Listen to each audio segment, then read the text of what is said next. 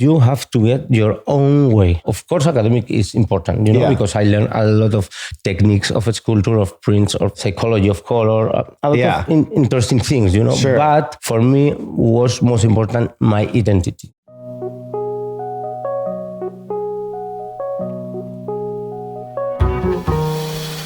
And I'm kind of curious just more to kind of get like inside and understand, how your art was coming out of you, even just the double image, the skull you mentioned, which, I see a lot of in your work still today. Yeah. What was it that had you kind of first gravitating towards that imagery? What was it about the skull or the design that you felt like was important for you to express?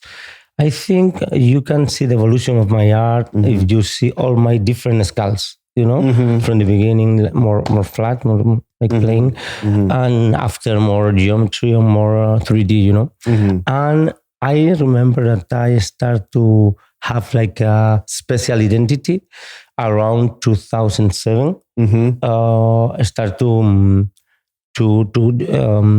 paint like the bodies maybe of my brother or my sister, like reality. But just walking around a strange architecture, everything with triangles, like ephemeral architecture. And after that, I decide to geometry everything, And it's like I saw like that I can to do it, and I think that's the point. When you get your special identity, And I know that you went on to study fine arts at the University of Madrid. And I'm curious, how important was it, or what are your thoughts around kind of studying the arts in a university setting as opposed to going out and just practicing as an artist? Yeah, it's crazy because I spent all my time painting trains when I live in Madrid. I'm painting murals, and I went to the university, but not too much. And all my companions, was every day in the university, and nobody from the first year is artist now. It's crazy, right? That is fascinating. It's crazy. And why do you think I think it's because it's super important that you have your personal learning, between street and between academic. Yeah. That's why. If I'm hearing you correctly, it sounds like you're saying the education that you get in the street is maybe more important than the one in the classroom? No, the more important is to feel that you have to get your own way. Maybe with the street or with traveling with whatever you want. But of course, academic is important, because I learned a lot of techniques of sculpture, of prints, or everything. Psychology of color, a lot of interesting things, Sure. But for me, was most important my identity. And finding that is what you were able to do by being out because there. Because people think that when you finish the art school, they think that a lot of people come to you to do a lot of commissions, and it's not like this. Right. That's the point. Right.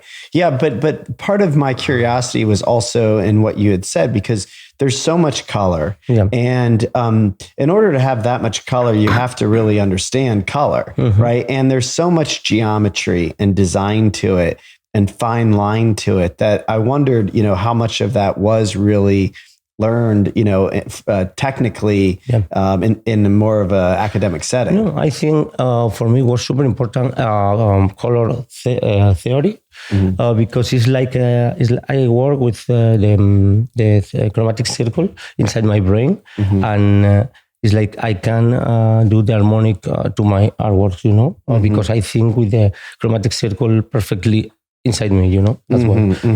Interesting. So it's in your mind first. You can see it in your mind. Yeah. So it's not that you get out on the wall but it's all created, in your mind in advance. Of course. Yeah.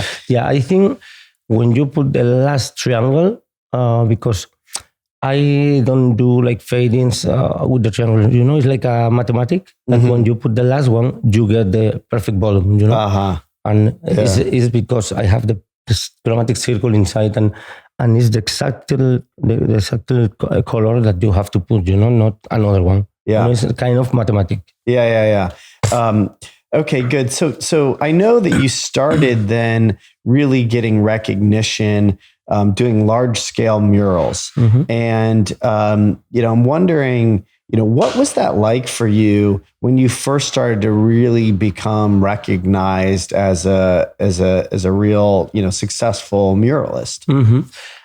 For me, muralism give me like a special energy because you have a different view of the series, when the sun go down and after you work all day in the scaffolding or in the lift, it's like a special moment, you have you see the city like no one, and it's incredible.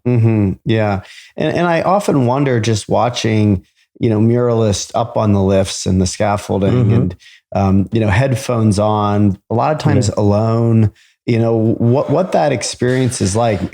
Can you describe, kind of the experience of doing that? It's kind of, you can fly, sometimes. Yeah. Because I remember in Russia, the bigger lift that I never use is like 100 meters high, but without this part and with like harness. Yeah. And when you go up, you like that you are flying, Yeah. Crazy. Yeah. Crazy. You like that feeling. Yeah. And, and I would imagine you kind of get lost like a little in your own world up there, that it's peaceful in a lot of ways. Yeah. Sometimes I think, like, when you see the like a format like this, a paper, it's like you are like this small. When you do a big building, it's like you are like this in the.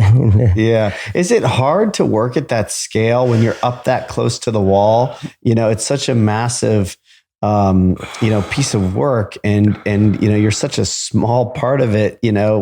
How is it to really for work me at that scale? I feel more comfortable to paint in big than in a small. Really? Yes. For me, it's super strange, the small canvas that now finished to do it.